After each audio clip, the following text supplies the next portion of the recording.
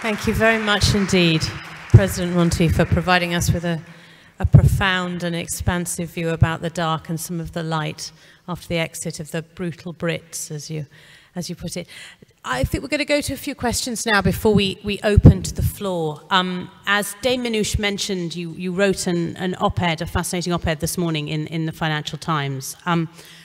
We are at arguably an extraordinary critical juncture, some people have said, for Europe, you know, the most critical in the last nearly 75 years since the end of World War II. As you've mentioned, as Commissioner Barnier has mentioned, the UK's divorce from the European Union is due to be completed in 40 days. And then in Europe, you have parliamentary elections that will take place in May. In your op-ed this morning, and I'm going to read a critical piece that comes from it about, in this context, the rise of populism, the rise of sovereignism. Dame Minouche, you write, history suggests how this story will play out.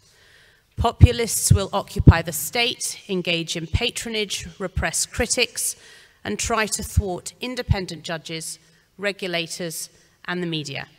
They will overspend to buy off their supporters, ending either in a fiscal or balance of payments crisis, or both. If I can come first to yourself, this is a very dark but very succinct view. How do you see the possibility of preventing, reverting, you know, that position? And then clearly we'll come then to President Monti. Thank you. I think that we're at a moment where we need to rethink our models. You know, the current capitalist economic model, as Mario Monti has said, has become probably a bit complacent, and many of its excesses have been allowed to take hold. And I think we need to rethink what's happened to income inequality, what's happened to wealth inequality, what's happened to social mobility in our societies. The fairness of the system is very much in question, and I think we need to rethink that. We also need to look at what's happened to our political models. And people have lost faith in democracy. There are too many vested interests with too much power. Citizens, you know, I often joke, when I first came to the London School of Economics, I had never sort of managed in a university environment before, and people know that universities are very difficult to manage. So I asked the innocent question, where does the power lie? And someone said to me, it's wherever you're not. And I think citizens in most democracies feel that way now. Where does the power lie? Oh, it lies in Brussels, or it lies at the IMF, or it lies in some distant corporation that's determining my future. And we need to find a way to make citizens feel they have a bit more power again. And that means looking critically at decentralization of decision-making and really providing more power at the local level. And I think our social models need to be reinvented. You know, these issues of identity are quite complicated in multicultural societies. What holds our societies together anymore? It's, you know, when our societies were more homogeneous, people were more willing to share. They were more willing to support a welfare state and have universal health care. When people are very different, you have to remind them what holds them together. And rethinking what identity means in modern multicultural societies is a big project. I think there's a way through it. It's complicated, but I think there's a way through it. But again, we have spent too little time investing in reminding ourselves why we have a common project as nations. And I think those three areas, rethinking our economic model, rethinking our politics, and rethinking our social model, is the only way that we will provide a counter-narrative to the populist narrative. Thank you. President Monti, if I could, you know, turn to you and I'll pass the mic. Thank you. How do you see, following on from Dame Minouche's op-ed today and the comments you made, the possibility to push back against the steps being taken by, you know, populism towards institutions as well, and overtaking institutions? I think particularly is interesting also to expand that to looking to how academic institutions such as Bocconi and LSE, clearly your dual degree, but also how in enabling and educating leaders of the future, you can turn the view away from turning inwards, as we see as the political process at the moment, but to turning outwards again to a multipolar, to an international world? I think it is a matter of education, of pedagogical efforts, but honestly, the place where this is most difficult is perhaps not with students in universities, but with decision-making in governments. And if I draw on my experience at the European Union, to remain close to the topic of today, Brexit, I just paid tribute to the supremacy and the merit of the UK as the advocate of the market economy, of a well-functioning market economy. But if we want to have a social market economy, if we want the reasons that Minouche mentioned in her brilliant article in the FT today, which have brought to populism not to operate because they are taken care of before, then I believe that another component of British thinking played rather negatively in the European construction. Let me be a bit more clear. The more we integrate a market, let's leave aside for a moment one of the four freedoms, free movement of people, which has been the most controversial recently, partly determining the result of the referendum. But if we take the integration of markets more broadly speaking, that's needed for companies to develop a broad-based domestic market throughout Europe and become more competitive globally so as to increase employment, etc. But if the policies to integrate the markets, which are, by the way, legally the most forceful in the hands of the European Union, single market and competition, are not paralleled to an equal degree by policies to take care of the social aspects of the social market economy, then people will perceive what? Will perceive, and totally rightly so, that the creation of a single market, of a deeper and deeper, better and better functioning single market, wait a moment, is helping capital to flow to the places where the taxation is more convenient, will help companies to select the location where the state aids given by countries are most attractive, and who remains without the ability to exploit the advantages from integration? Workers, but not highly skilled workers who, like big professionals or sports stars or music stars, can and do select their place of fiscal residence depending on the fiscal niches, but the low-skilled workers, which are not a mobile factor of production until they make the discontinuity decision of migrating. So that's why I believe we will not be able to have a socially sustainable single market unless we have some higher degree of tax coordination among member states, so that whatever remains of tax competition does not work systematically in favor of capital and corporations and against ordinary people. This is just one example.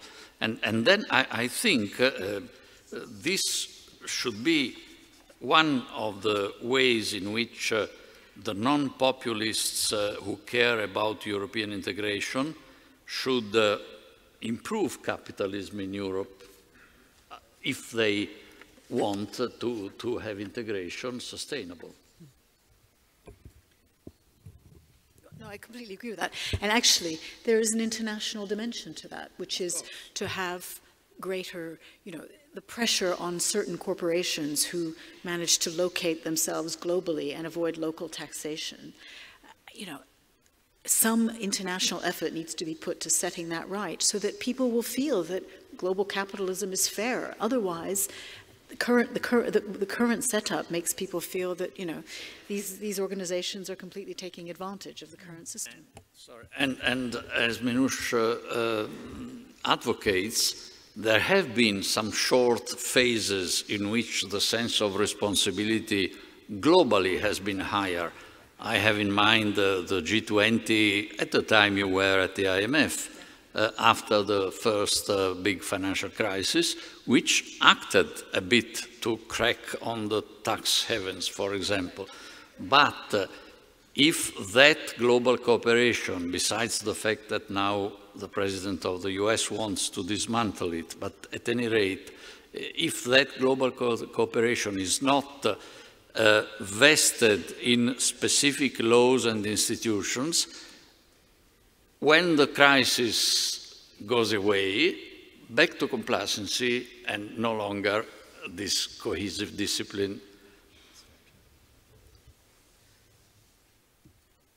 Do you see, you both brought up this point, as you said, about a crisis in capitalism with President Monti coming up with this, your fascinating thought that when there was communism as a rival system, that capitalism was better held to account and a better form of capitalism as you saw it. We're hearing very much, particularly from younger people today, and we're going to come to the floor in just a moment. We'd be fascinated to hear your views as well, particularly from the students, but that capitalism is in crisis, that it has lost its way. Do you see a possibility that your institutions as well are going to be able to create not just a sort of a sense of capitalism or points that you mentioned, such as fiscal controls for big tech, such as you've mentioned, but more a sense of capitalism which is about corporate purpose rather than corporate gain? Well, if there are two areas where I believe progress has been achieved in the last years, not fast enough, but faster than I would have expected, those are areas called corporate social responsibility and incorporating decisions about sustainability in the corporate system. I would not have expected that something which does not have an immediate short-term return in a primitive capitalism sense could nevertheless become so important, even though maybe through the perception of a company and therefore the consequences on the financial markets, etc. But here, my colleagues who deal specifically with these things will know much, much better. But I believe that all the progress that have been tried and partly reached in terms of corporate governance and of responsibility vis-à-vis stakeholders other than the shareholders, etc., go in the good direction, don't they? I think it's interesting that Larry Fink, who's the CEO of BlackRock, which is the largest asset manager in the world, in his annual letter this year, spent all his time talking about purpose. And, I'm sure it was for honorable reasons, but actually, what he was really focused on was the fact that over the next couple of decades, about 30 trillion in assets is going to be inherited by young people.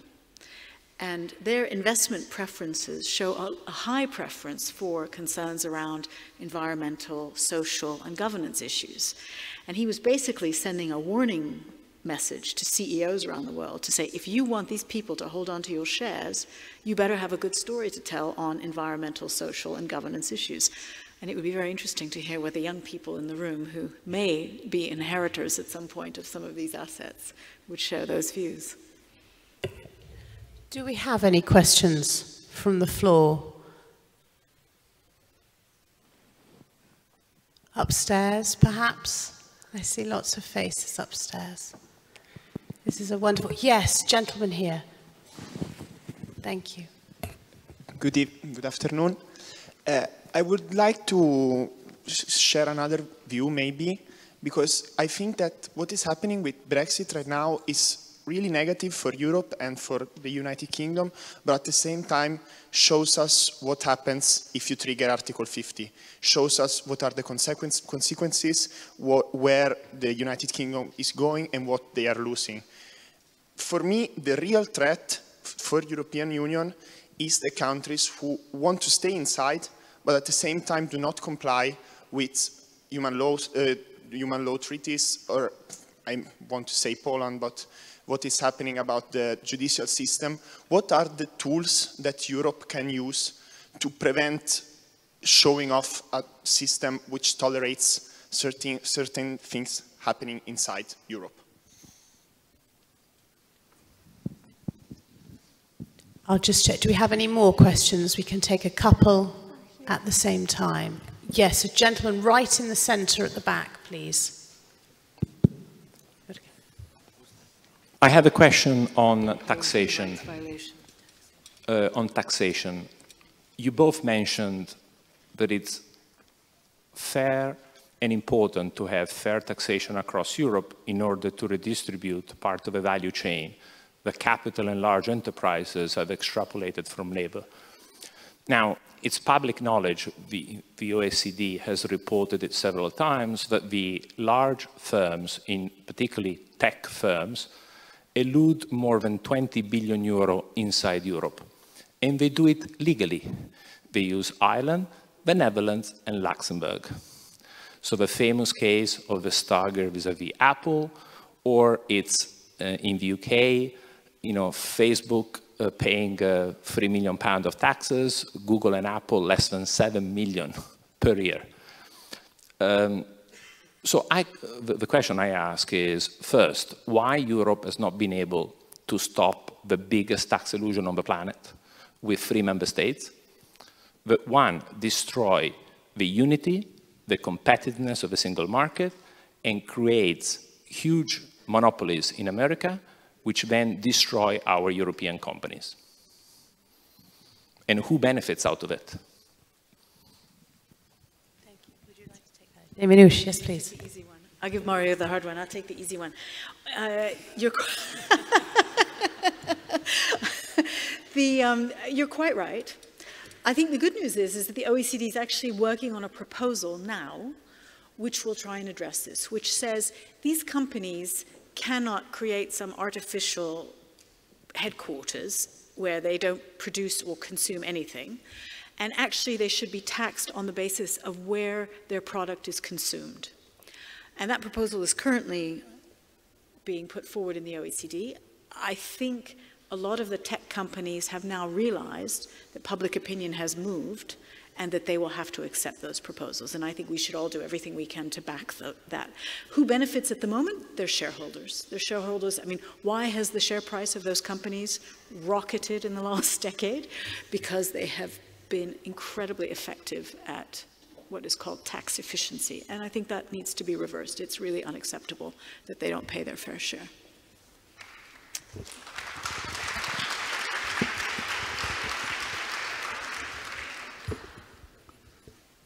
I want to take also the difficult part by going one step further on your topic, Minouche. 3 countries were mentioned, Ireland, Netherlands, Luxembourg. Everybody knows that there are favorable tax regimes over there. Why isn't the EU better able to cope with that? The reason is simple. That is, under the current treaty, all tax decisions have to be made by unanimity. That is, all member states need to be on board for the EU to be able to take a decision on tax matters.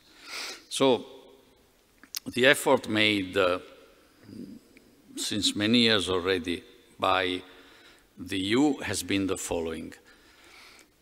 It's not possible to order to Ireland to have a higher corporate tax rate than the 12.5% that it has, because it is sufficient Ireland to say no for that order to be impossible.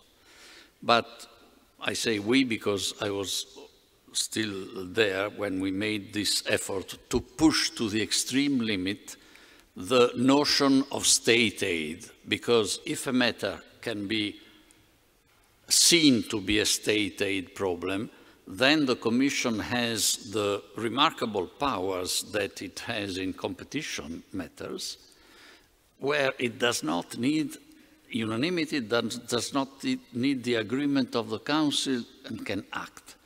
So, according also to the laws, to the case law of the court, etc., it has been seen that one can consider a state aid if, for example, Ireland applies 12.5% generally, but applies to Apple, to make a very realistic case, 6%. Then that portion is called a selective tax advantages. That can be hit through competition policy decisions.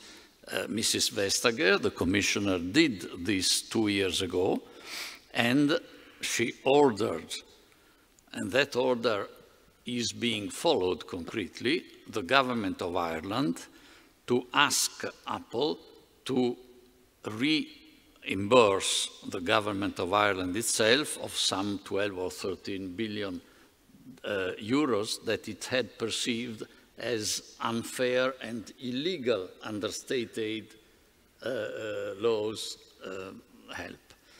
On the more important and to me more extraneous first question about what happens if a member state of the EU does not apply the principles of the state of law, is that basically the question? Well, legally, the Commission does have the instruments to enforce the application of the principles, the division of powers, etc., up to the nuclear measure, I think it is Article 7, of proposing the expulsion of a member state from the EU. Understandably, it is a bit hesitant to use that, but in theory it is there. There is presently an effort being made of linking the regional aids, the structural aids that the EU gives to member states, to whether or not they comply with the principles and the laws of the state of right. This is currently discussed in the package on the multi-annual financial framework, the budget of the EU for the next 7 years. It seems, falling in the press, that several member states are against making this link. And this is again a topic which requires unanimity, so I don't know where they will end up. Thank you very much. We are drawing to a conclusion now. I wanted, as we conclude this very wide-ranging debate and discussion, to return briefly before the final question to the words of Mr. Barnier, who said, if you want to preserve the achievements of the European Union to date, you must fight for them. Share your vision of Europe, engage yourself, particularly ahead of European elections. Both Dame Minouche and President Monti, you have both yourselves had long careers where you have been committed to social action, you know, in terms of what you've done for Europe, for world institutions, for the IMF. I wondered, I know when I was always a student, I was always desperately keen to have advice from people such as yourselves. I wondered, given this very particular, difficult, with some, you know, moments of hope in time, what would your advice be to students today about the way to seize opportunity? Particularly, I think, President Monti, you'd also mentioned as we were coming in a world where we've moved from country risk, and as we both discussed, to multipolar risk in the world. You wanted to go first. Okay, I'll do the hard. All right, I'll do the hard start this time. I mean, I think the first thing I'd say to young people is vote. Please vote. You know, if young people had voted,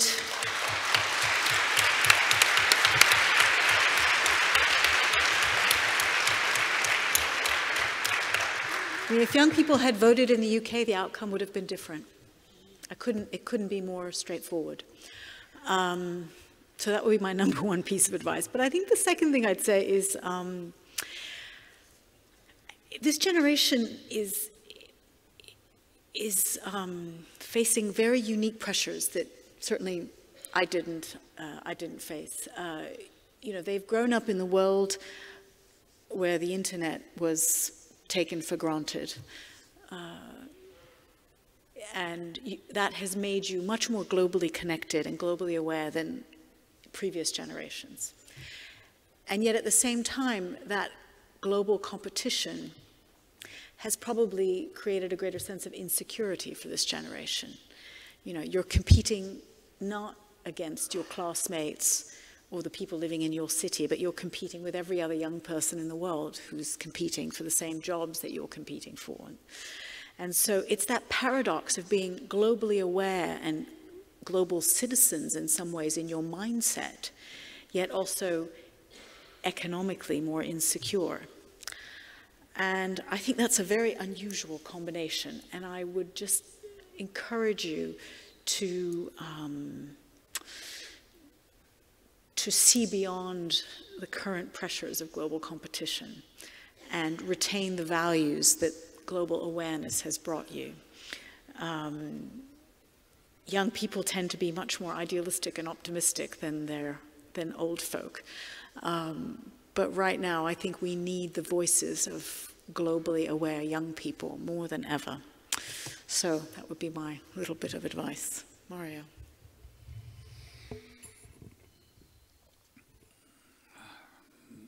My advice would not be different.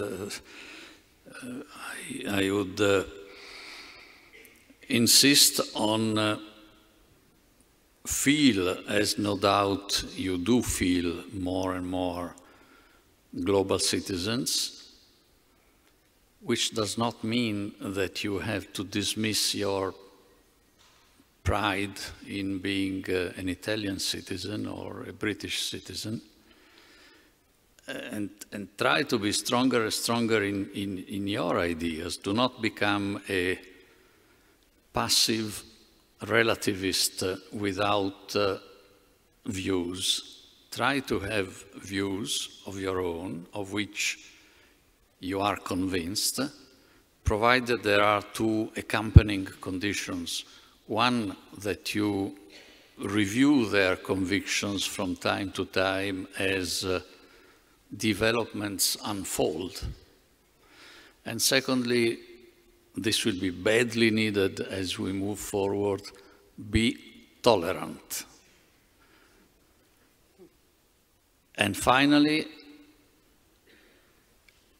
be convinced, and this is a huge responsibility incumbent on each of you, that unlike your predecessors in terms of generations, you individually can change the world.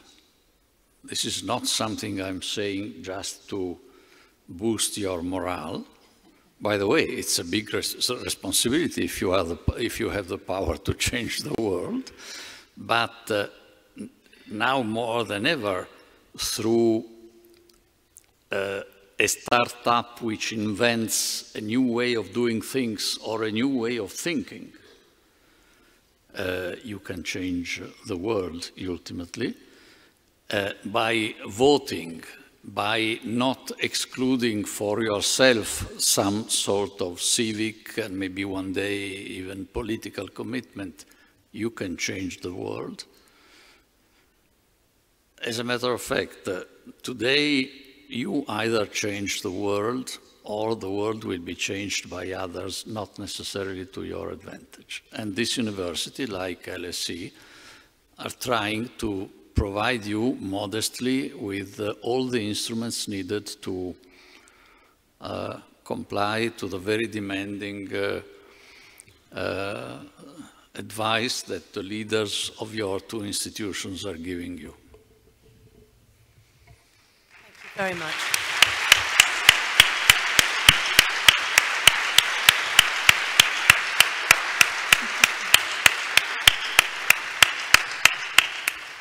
Thank you both very much indeed for a wide-ranging and fascinating and inspiring, ultimately, debate. Thank you.